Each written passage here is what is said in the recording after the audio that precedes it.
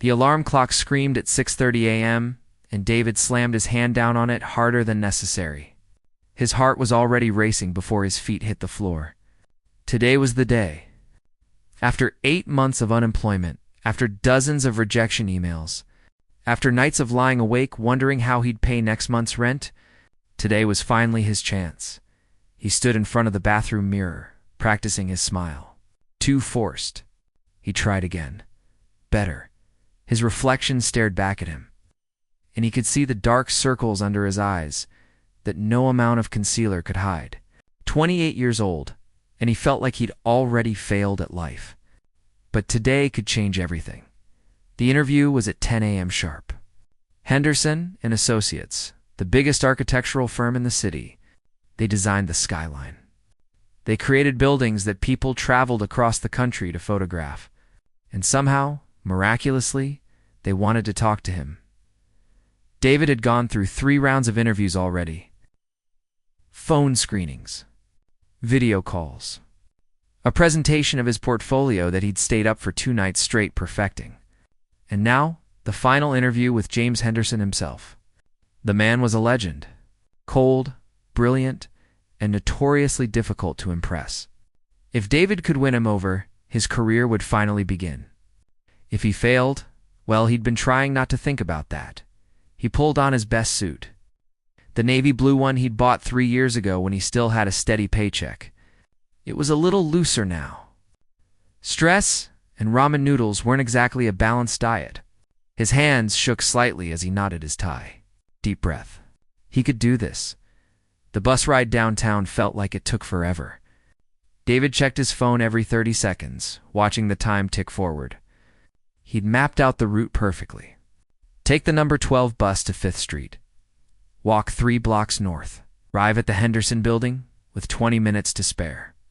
Enough time to use the restroom? Check his teeth. Maybe run through his talking points one more time. His phone buzzed with a text from his mom. Good luck today, sweetie. You're going to do great.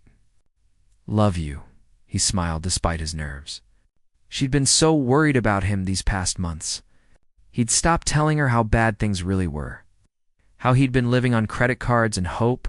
At 9:15, David stepped off the bus. The morning air was crisp, and the city was alive with people rushing to their offices, coffee cups in hand, looking important and purposeful. Soon, he'd be one of them again. He'd have somewhere to be. Something to do. A reason to put on a suit? He turned onto Maple Avenue, a shortcut he'd discovered on his test run yesterday. It would save him 5 minutes, maybe more. The street was quieter than the main roads, lined with old trees that were just starting to show their autumn colors. A few cars passed by, their drivers focused on wherever they needed to be. That's when David saw the car. An old Honda Civic, probably from the late 90s, pulled awkwardly onto the shoulder. The hazard lights were blinking weakly, like they might give up at any moment. And beside the car stood an old man. He looked to be in his late 70s, maybe early 80s. His silver hair was neatly combed, and he wore a cardigan that had seen better days. But what struck David most was the look on his face. Pure helplessness. The old man was staring down at his rear tire, which was completely flat, the rim nearly touching the ground. David checked his watch. 9:17. He had plenty of time. He could keep walking. The old man would figure it out. Someone else would stop. People helped each other all the time, right? But even as David thought this, 3 cars zoomed past without even slowing down. The old man looked up hopefully each time, then his shoulders would sag again when they didn't stop. David's feet slowed down on their own. He told himself to keep walking. This wasn't his problem. He had the most important meeting of his life in less than 45 minutes. He couldn't show up sweaty and dirty from changing a tire. Henderson was the kind of man who noticed everything. He'd see the grime under David's fingernails and the wrinkles in his suit, and that would be it. Interview over before it began. But the old man looked so lost, so alone, he kept checking his watch, getting more agitated each time. Something about the gesture tugged at David's heart. This wasn't just an inconvenience for him. This was urgent. Just keep walking, David whispered to himself. You can't save everyone. The old man pulled out his phone, squinted at it, and tried to dial a number. His hands were shaking. After a moment, He lowered the phone, looking defeated. Maybe whoever he'd called didn't answer. Maybe he didn't know who to call. David stopped walking. He stood there on the sidewalk, 50 feet away from the old man, having an argument with himself that he knew he'd already lost. His interview was at 10 a.m. It was now 9:18. The Henderson building was a 12-minute walk from here. Changing a tire would take, 20 minutes? Maybe 20. He'd be cutting it close, but he could still make it, probably. But what if the lug nuts were rusted? What if the jack was broken? What if the spare tire was flat too? David had seen enough car troubles in his life to know that nothing was ever as simple as it should be. He checked his watch again. 9:19. The old man was now waving his arms at passing cars, trying to flag someone down. A woman in a Mercedes slowed down slightly, made eye contact with him, then sped up and drove away. The old man's arms dropped to his sides. David's mom used to tell him that you could judge a person's character by what they did when nobody was watching. When there was no reward, no recognition, no benefit to being kind. She'd say, "David, honey, it's easy to be good when it's convenient. Real goodness is what you do when it costs you something." He thought about all the times in his life when someone had helped him. The stranger who'd paid for his coffee when his card was declined. The professor who'd stayed late to review his thesis. The neighbor who'd given him a ride when his car broke down in the rain. None of those people had to help him. They'd all had somewhere else to be. David took a deep breath and felt something shift inside him. Maybe he was about to make the biggest mistake of his life. Maybe he was throwing away his one shot at success. Maybe he'd regret this for years to come, but he couldn't walk past an old man in trouble. He just couldn't. His feet turned toward the car before his brain could overrule them. As he got closer, he could see that the old man's eyes were red, like he'd been fighting back tears. That made David's decision feel even more right, even if his racing heart disagreed. "Excuse me, sir," David called out, his voice steadier than he felt. "Looks like you could use some help." The old man's head snapped up, and the relief that flooded his face was so immediate and intense that David felt a lump form in his throat. "Oh, thank God," the old man breathed. "Thank God. I've been standing here for almost half an hour. Nobody stops anymore. Nobody helps." David set down his briefcase and rolled up his sleeves. His beautiful suit sleeves. The ones he'd planned to wear to change his life. "Let's get this tire changed," he said, trying to sound confident. Try not to think about what he was giving up. Try not to check his watch again because he already knew what time it was. It was time to make a choice. And apparently, he'd already made it. David opened the trunk of the old Honda, and his stomach sank. Everything was there, the jack, the wrench, the spare tire, but it all looked ancient. The jack was covered in rust. The spare tire had probably been sitting in this trunk since the car rolled off the assembly line. He pulled out his phone. 9:21 a.m., 13 minutes until his interview. "I'm Walter, by the way," the old man said, extending a shaky hand. "Walter Chen.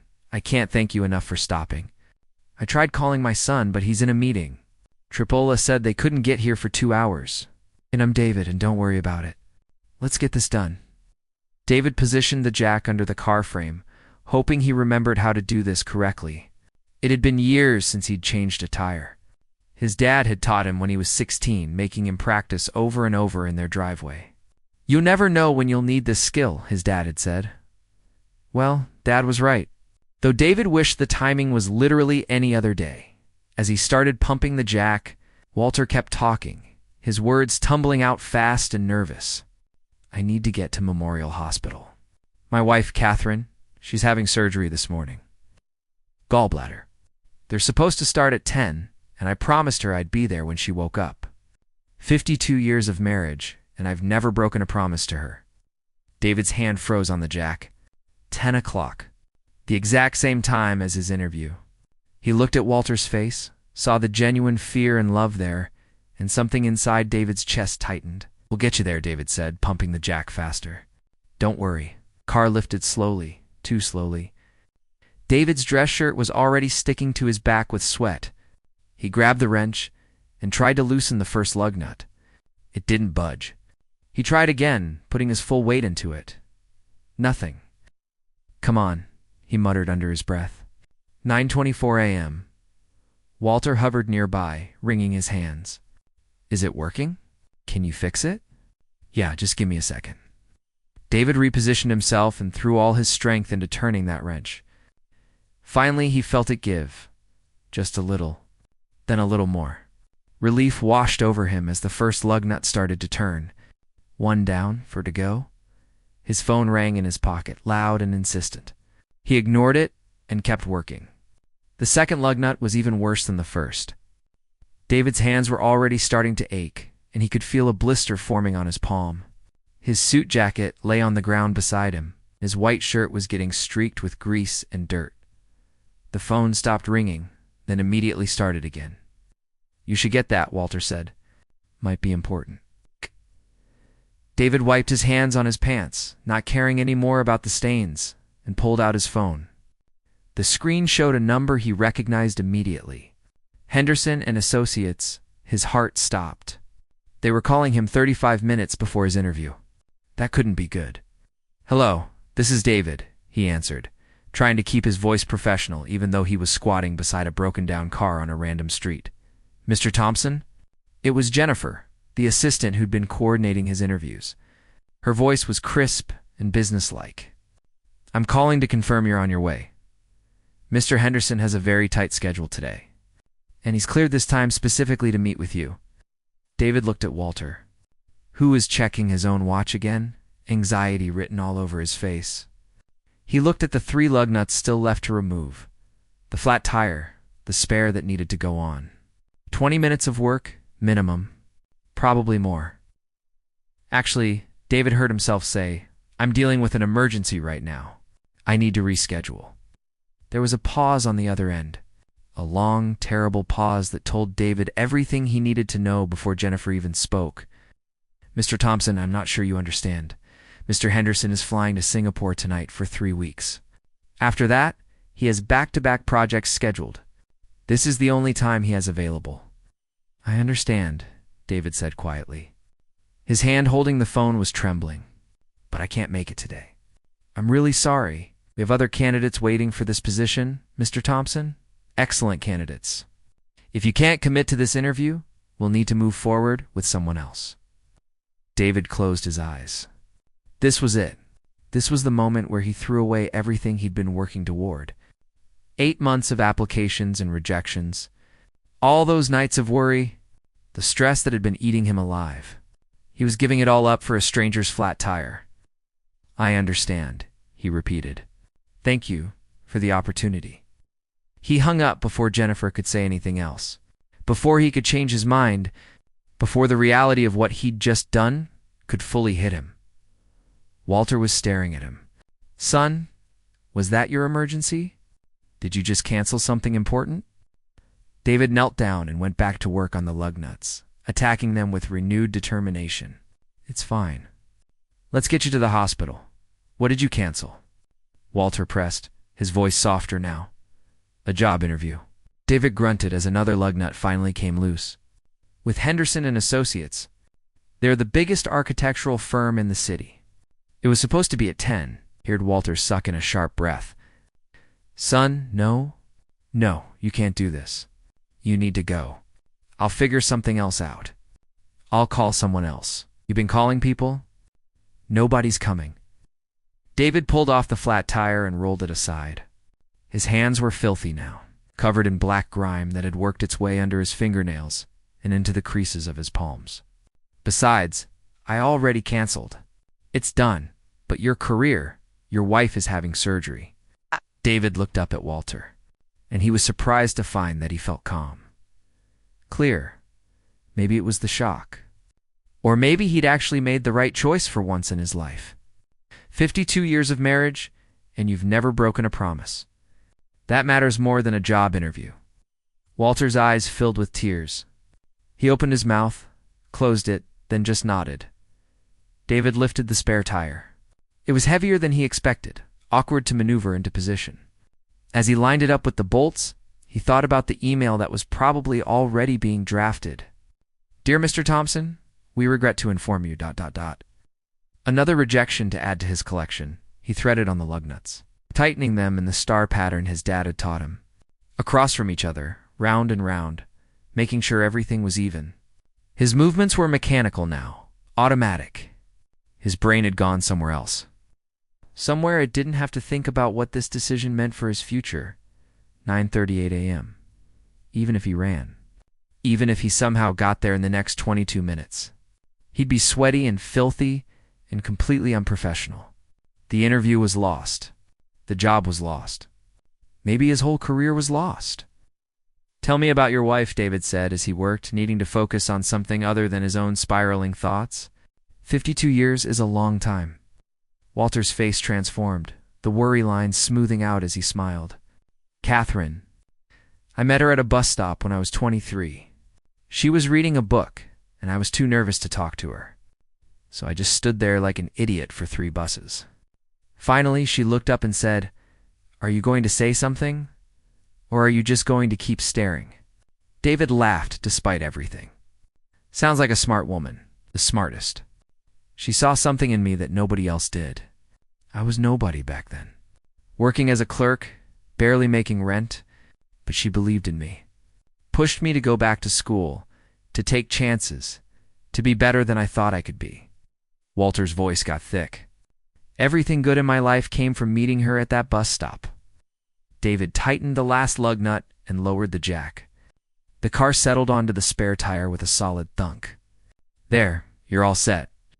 He stood up, his knees cracking in protest. His suit was ruined. His shirt looked like he'd been working in a garage all morning. There was a smear of grease across his cheek that he could feel but couldn't see. 9:44. Walter grabbed David's hand with both of his own, squeezing tight. "What's your full name, son?" "David Thompson." "David Thompson. I won't forget this. I won't forget what you did today." Walter reached for his wallet, pulling out several $20 bills. "Please, let me give you something. For your trouble. For your interview." David pushed the money away gently. "No, sir. Just go be with your wife. Tell Catherine that she's lucky to have someone who loves her so much." Walter's eyes were definitely wet now. He pulled David into a hug, quick and fierce, then climbed into his car. As he drove away, he rolled down the window and called back, "Thank you, David Thompson. God bless you." And then he was gone, and David was standing alone on Maple Avenue. With his ruined suit and his missed interview, and absolutely no idea what happened next. David stood on the sidewalk for a long moment after Walter drove away. The street felt quieter now, like the world had moved on without him. He looked down at his hands, black with grease and grime, and let out a long breath that he didn't know he'd been holding. What had he just done? His phone buzzed in his pocket. An email notification. He didn't need to open it to know what it said, but he did anyway. "Dear Mr. Thompson, we regret to inform you that we've decided to move forward with another candidate. We appreciate your interest in Henderson and Associates and wish you the best in your future endeavors." 3 sentences. That's all it took to end his dream. He'd worked so hard for that interview. Stayed up countless nights perfecting his portfolio. Practiced his answers until they sounded natural instead of rehearsed. And now it was over, finished before it even began. David picked up his briefcase and his jacket from the ground. The jacket had a tire mark on it. Perfect, just perfect. He started walking, not toward the Henderson building, but back toward the bus stop. There was no point going downtown anymore. No point in anything, really. The walk home felt longer than it should have. Each step gave him more time to think, more time to wonder if he'd made a terrible mistake. His mom's voice echoed in his head, the things she'd taught him about kindness and doing the right thing. But she'd also taught him to be practical, to think about his future. Would she think he'd been noble or just stupid? A woman walking her dog passed by and gave him a strange look. He must have looked like a mess. Businessman having a breakdown, covered in car grease, walking aimlessly through the streets at 10 in the morning. He probably looked like he'd been mugged or fired or both. When David finally got back to his apartment, he stood in the shower for 20 minutes, watching the black water swirl down the drain. He scrubbed his hands 3 times, but the grease had settled so deep into the lines of his palms that traces of it remained. A permanent reminder of the morning he threw his career away. He changed into sweatpants and a t-shirt, then sat on his couch staring at his laptop. He should be updating his resume, sending out more applications, starting the whole exhausting process over again. But he couldn't bring himself to open the computer. Instead, he kept thinking about Walter, about the panic in the old man's eyes when he talked about his wife, about 52 years of never breaking a promise. David wondered if Catherine's surgery had gone well. He hoped Walter had made it in time. His phone rang. His mom, of course. She'd want to know how the interview went. "Hey, Mom," he answered, trying to sound normal. "How did it go? Did Henderson love you? I've been thinking about you all morning. Tell me everything." David closed his eyes. "I didn't make it to the interview." Silence. "Then what happened? Did something happen? Are you okay?" "I'm fine. I just ran into a situation and I had to help someone." He told her the whole story about Walter and the flat tire and the phone call that ended everything. As he talked, he waited for her to tell him he'd been foolish. That kindness was fine, but not when it cost you your future. But she didn't. When he finished, his mom was quiet for a moment. Then she said, softly, "Your father would have been proud of you." David felt his throat tighten. His dad had passed away 4 years ago. "I don't know, Mom. I think Dad would have told me to be smarter about it. To keep walking." "No, honey. Your father was many things, but he was never the kind of man who walked past someone in need. Remember when he stopped on the highway in that snowstorm to help that family with the broken-down van? He came home 3 hours late, half frozen, and all he could talk about was whether that baby was warm enough." He'd been 15. His mom had been so angry at first. Then she'd hugged his dad and cried because she'd been worried sick. "You did the right thing," his mom continued. "I know it doesn't feel like it right now. I know you're scared about money and your career and everything else, but you did the right thing, David. That matters." After they hung up, David felt slightly better. Not good, but better. He made himself a sandwich and tried to think practically about what came next. His savings account had maybe 2 months left in it, 3 if he was careful. He needed to find something, anything, even if it wasn't his dream job. The rest of the day crawled by. David sent out a few job applications, but his heart wasn't in it. Every rejection he'd received over the past 8 months felt heavier now. The architecture firms who never called back, the companies who interviewed him but chose someone else, the positions that were filled internally right after he applied. And now, Henderson and Associates, the big one, the opportunity that could have changed everything. That night, David lay in bed staring at the ceiling. He thought about Walter again, wondering if the old man was sitting in a hospital room right now, holding his wife's hand. He thought about how Walter had looked at him, the gratitude and respect in his eyes. No one had looked at David like that in a long time. Not since he'd had a real job when people treated him like he mattered. Maybe that was worth something. Maybe that was worth more than he realized. The next morning, David woke up and forced himself to be productive. He updated his portfolio website. He reached out to old classmates from architecture school. He even called the temp agency he'd worked with before, asking if they had anything available. They didn't, but they'd keep him in mind. By afternoon, he'd gotten 3 automated rejection emails for jobs he'd applied 2 weeks ago. It was like the universe was piling on, just to make sure he understood how bad his situation was. He was making dinner. Rice and beans, because that's what he could afford. When his phone rang, unknown number, probably a spam call, but he answered anyway. What did he have to lose? "Is this David Thompson?" A woman's voice, professional and crisp. "Yes, this is David, Mr. Thompson. My name is Lisa Park. I'm the executive assistant to Richard Chen, CEO of Chen Development Group. Mr. Chen would like to meet with you tomorrow at 10 a.m. If you're available." David almost dropped his phone. Chen Development Group. He knew that name. Everyone in the architecture world knew that name. They were huge, massive. They did projects all over the country, the kind of innovative, sustainable developments that won awards and changed skylines. "I'm sorry," he said, certain he'd misheard. "Did you say Richard Chen wants to meet with me?" "Yes, Mr. Thompson. Are you available tomorrow at 10? "I don't understand. I never applied to work at Chen Development Group. There must be some mistake." "There's no mistake," Lisa said, and he could hear a smile in her voice. Mr. Chen specifically requested to meet with you. We'll send a car to pick you up at 9:30. The address will be in the confirmation email I'm sending now. Business casual is fine. I don't understand why he'd want to meet with me. How does he even know who I am? Mr. Chen will explain everything tomorrow. I can tell you that he's very interested in speaking with you about a potential opportunity with our company. After he hung up, David stood in his kitchen, completely confused. He opened his laptop and searched for Richard Chen. The man was legendary. Started his development company 30 years ago with nothing. Now he was worth hundreds of millions. Chen Development Group had projects in 15 states. They were known for being incredibly selective about who they hired. Why would Richard Chen want to meet with an unemployed architect who couldn't even land a job at a mid-level firm? David read article after article, trying to find some connection. Some reason this made sense. Nothing. He'd never met Richard Chen.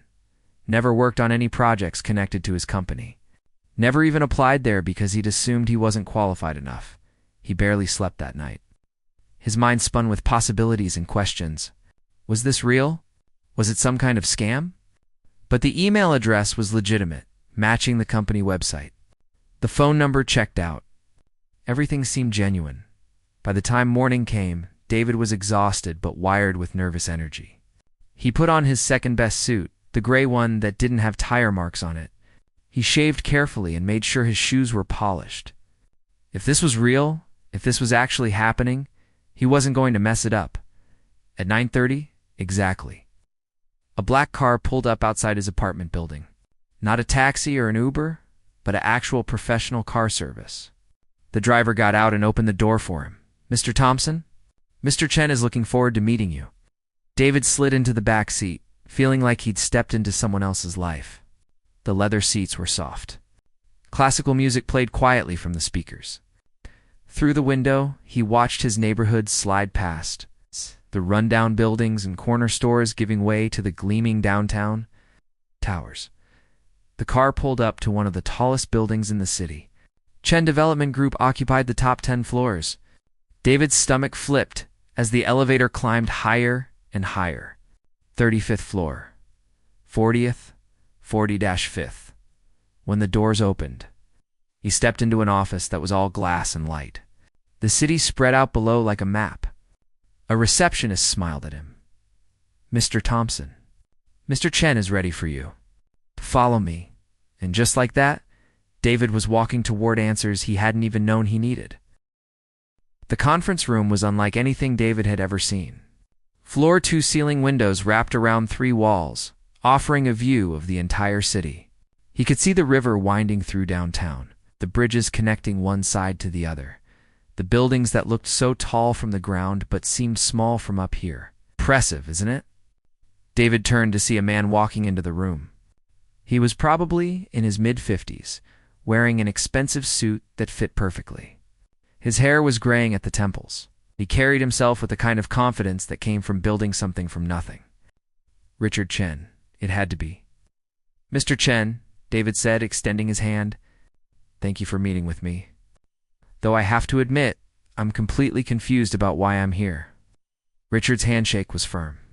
I appreciate your honesty. Please, sit down. Can I get you anything? Coffee? Water? I'm fine, thank you. David sat in one of the leather chairs, trying not to look as nervous as he felt. He'd researched Richard Chen all night. The man had built an empire. He didn't waste time on people unless there was a reason Richard sat across from him. And for a moment, he just studied David with dark, intelligent eyes. It wasn't hostile, but it wasn't exactly comfortable either. David felt like he was being evaluated, measured against some standard he didn't understand. Let me start, Richard said, by showing you something. He pulled out his phone, tapped the screen a few times, then turned it to face David. On the screen was a photo of an elderly man with silver hair and a warm smile. David's heart skipped. That's Walter, he said quietly. The man with the flat tire? That's my father-in-law, Richard said, watching David's reaction carefully. Walter Chen, or as my wife calls him, the stubborn old man who refuses to let anyone help him with anything. David felt his mind racing, trying to connect the dots. I don't understand. 2 days ago, Walter called me from Memorial Hospital. He was crying, which is something I'd never heard him do before. Not when his business failed 20 years ago. Not even at his own father's funeral. But he was crying on the phone, telling me about this young man who'd stopped to help him. A stranger who'd sacrificed something important to change a tire for an old man he'd never met. Richard leaned forward, his expression intense. He told me you gave up a job interview at Henderson and Associates. He heard you on the phone, heard you cancel it, and it bothered him so much that he had someone track you down. He got your license plate number before you left. David's mouth went dry. Is his wife okay? Did the surgery go well? A smile crossed Richard's face, genuine and warm. She's fine. Recovering beautifully, and Walter made it with 10 minutes to spare, thanks to you. He was holding her hand when she woke up, just like he promised. Relief flooded through David. At least something good had come from that morning. At least his sacrifice hadn't been for nothing. But that's not why I'm telling you this, Richard continued. Walter called me from that hospital, and he said something I haven't been able to stop thinking about. He said, Richard, I've met a lot of people in my life. I've done business with hundreds of them. And you know what I've learned? You can tell everything you need to know about a person by watching. It's what they do when they have something to lose. David wasn't sure what to say, so he stayed quiet. This young man had everything to lose, Richard quoted, clearly repeating Walter's words. A career, a future, his dignity, and he stopped anyway. He didn't hesitate once he made the decision. He got dirty, he ruined his suit, he threw away his opportunity, and when I tried to give him money, he refused. He just told me to go be with my wife. Richard stood up and walked to the window, looking out at the city below. Do you know how rare that is, David? Real integrity, the kind that costs you something. No. I just did what felt right, David said, and it was the truth. I couldn't walk past him. Exactly. Richard turned back to face him. Most people would have kept walking. They'd have convinced themselves that someone else would help, that they had more important things to do, that one person's problem wasn't their responsibility. He paused. I probably would have kept walking, if I'm being honest. And that's bothered me since Walter told me this story. David shifted in his seat. Mr. Chen, I appreciate you telling me this, and I'm glad Walter's wife is okay. But I still don't understand why I'm here. Because I looked into you, Richard said simply. After Walter called, I had my team find out everything they could about David Thompson. And you know what I found? A talented architect who graduated top of his class, someone with innovative ideas about sustainable design, someone who's been rejected over and over by firms that can't see past their own traditional. Thinking, he pulled a folder from his briefcase and slid it across the table to David. I read your thesis on integrating green spaces into urban affordable housing. I looked at your portfolio, the designs you created for that community center project. You have vision, David. You see architecture as more than just buildings. You see it as a way to improve people's lives. David opened the folder with trembling hands. Inside were printouts of his work, his designs, even his thesis from graduate school. Someone had done their homework. The question I kept asking myself, Richard said, is why hasn't anyone hired this man? And the more I thought about it, the more I realized that maybe you're too good for the places you've been applying. Maybe you've been aiming too low, too low. David laughed, but it came out shaky. Mr. Chen, I've been unemployed for 8 months. I can barely pay my rent. I'd take any job at this point. Would you?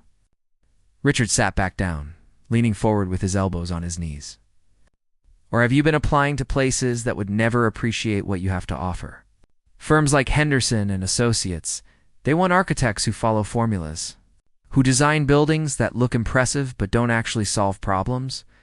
David thought about the Henderson interview, about the questions they'd asked in his earlier rounds. They'd been focused on his technical skills, his ability to work within their established style. No one had asked him about his ideas or his vision.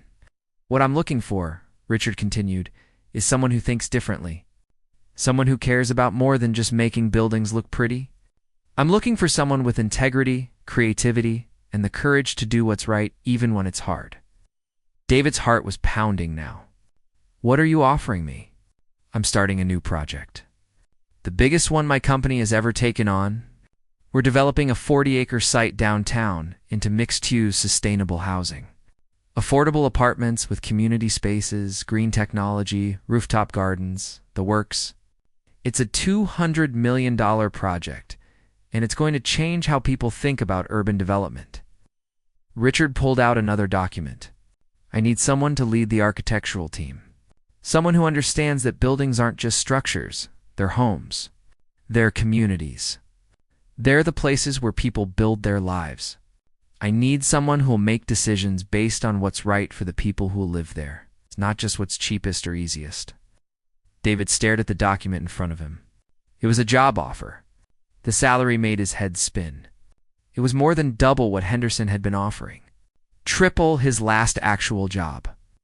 I can't accept this, David said, even though every fiber of his being wanted to grab that paper and sign it immediately. Mr. Chen, I appreciate the offer more than you know. But I can't take a job just because I helped your father-in-law change a tire. That's not how this should work.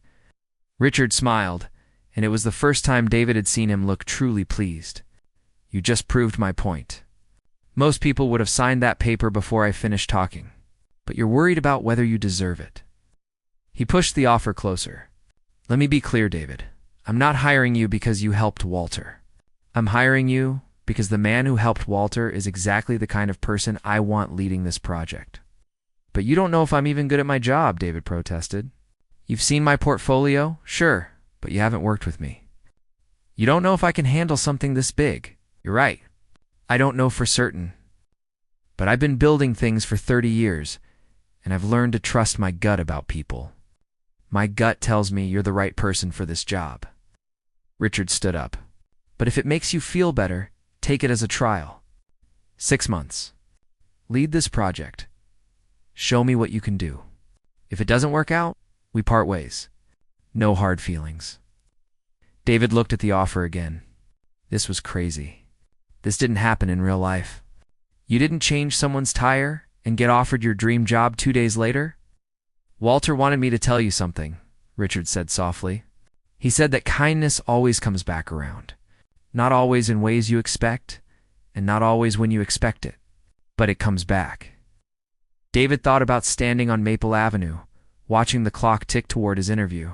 He thought about the choice he'd made, the one that had felt so costly in the moment. And he thought about Walter's face, the relief and gratitude there. Maybe kindness did come back around. Maybe this was proof of that. When do I start? David asked, his voice barely above a whisper.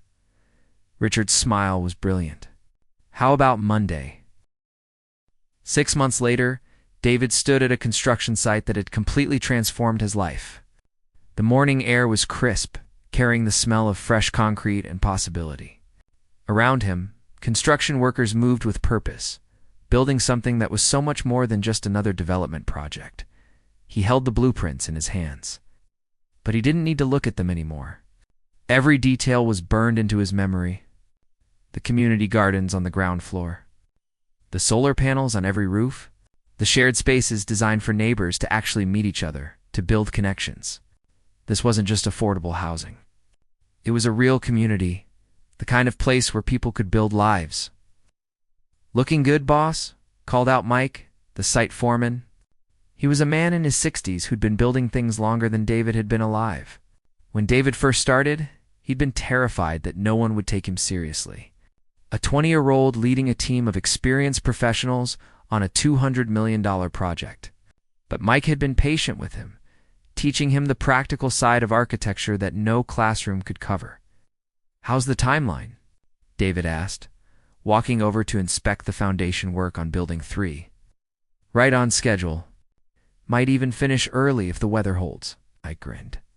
You know, when Richard first told me about this project, I thought he was crazy. Affordable housing with all these bells and whistles? I figured we'd cut corners halfway through. But you've kept every promise. Every single one. David felt a surge of pride. That had been his biggest fear, that the project would get watered down as costs added up. But Richard had backed him completely. Every time someone suggested cheaper materials or cutting a feature, Richard had shut it down. "We're building this the right way," he'd said. "David's way." His phone buzzed. A text from Richard. "Press conference at 2 p.m. Don't be late. And wear the blue tie, not the red one." David smiled. In 6 months, Richard had become more than just his boss. The man had become a mentor, teaching him not just about architecture, but about business, about leadership, about how to stand firm in your values, even when everyone was pushing you to compromise. He checked his watch. He had for hours before the press conference, plenty of time to finish his site inspection and go home to change. The press conference was a big deal. The mayor would be there, local news stations, architecture magazines. Chen Development Group was officially unveiling the project to the public, and David was expected to speak about the design philosophy a year ago. The idea of speaking in front of cameras would have terrified him. Now he was just excited. He wanted people to see what they were building. He wanted other cities to look at this project and realize that affordable housing didn't have to mean cutting corners. It didn't have to mean ugly buildings that people were ashamed to live in. As David walked through the site, he thought about the morning that had changed everything. That moment on Maple Avenue, when he'd had to choose between his future and helping a stranger. Some people had called him crazy when they heard the story. His old roommate from college had said, "Man, you got lucky." But that was still a stupid risk. Maybe it was lucky. Maybe it was stupid. But David had learned something important that morning. Sometimes the right choice doesn't look like the smart choice. Sometimes you have to trust that doing good will lead to good things, even when you can't see how. His phone rang. His mom. She called every few days now, so much happier than she'd been during those dark months of his unemployment. "Hi, Mom. I was calling to remind you I'm coming to the press conference today. I'm bringing Aunt Helen. She's so proud of you. She's been telling everyone at her book club." David laughed. "Mom, you don't have to come. It's just a press conference." "David Thompson, you're unveiling a project that's going to house 500 families? That's going to change lives. I'm not missing that for anything." After he hung up, David felt his chest warm with gratitude. His mom had believed in him even when he'd stopped believing in himself. She'd never once made him feel bad about the months he couldn't find work. Never pressured him to give up on architecture and find something more practical at 1:30. David was back at his apartment, putting on his suit. The blue one, as Richard had specified. He'd bought 3 new suits with his first paycheck, good ones that actually fit properly. He'd paid off his credit cards, signed a lease on a better apartment with actual heat that worked, taken his mom out to a nice dinner, and insisted on paying. But the best part, the part that made him smile every time he thought about it, was the call he'd gotten 2 weeks into the job. Henderson and Associates had reached out, asking if he'd be interested in interviewing for a different position. Jennifer, the same assistant who'd told him they were moving on, had been friendly and professional, acting like nothing had happened. David had politely declined. He'd been professional about it, but inside, he'd felt a satisfaction that was probably a little petty. They'd rejected him when he needed them. Now he didn't need them at all. The press conference was held at the construction site. A temporary stage had been set up, with rows of chairs facing it. David was surprised by how many people showed up. Reporters with cameras and notepads, city officials, other architects and developers, even some of the families who'd been approved to move into the apartments once they were. Finished, Richard gave the opening remarks, talking about Chen Development Group's commitment to sustainable urban development. Then he introduced David, and suddenly David was walking onto the stage, looking out at dozens of faces. 6 months ago, David began, his voice steady. "I was unemployed and desperate. I thought my career was over before it really began. I'd been rejected so many times that I'd started to believe maybe I wasn't good enough. Maybe I didn't have what it takes." He saw his mom in the 3rd row, tears already forming in her eyes. "And then I met a man named Walter who needed help with a flat tire. Helping him cost me a job interview. At the time, I thought I'd made the biggest mistake of my life. But that decision led me here. It led me to Richard Chen and to this project, and to the opportunity to build something that actually matters." David pulled out a rendering of the completed development. This isn't just about buildings. It's about creating a place where families can thrive, where kids can play in safe green spaces, where neighbors know each other's names. We're proving that affordable housing can be beautiful, sustainable, and dignified. The applause started before he finished. David saw Richard in the front row, nodding with approval. And next to Richard was Walter, the old man who'd started this whole chain of events. Their eyes met, and Walter gave him a small salute. After the press conference, people crowded around David, asking questions and congratulating him. Reporters wanted interviews. Other architects wanted to know about his design process.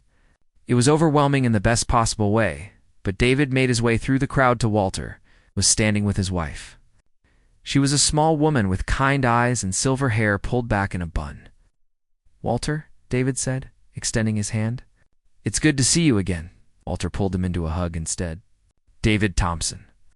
The man who stopped when everyone else drove past. "This is my wife," Catherine, Walter said, his arm around her shoulders. "I've told her your story at least 100 times. Catherine smiled. "Thank you for helping my stubborn husband. And thank you for proving that good people still exist in this world. How's the car running?" David asked. Walter laughed. "Sold it. Richard convinced me it was time to stop being so independent.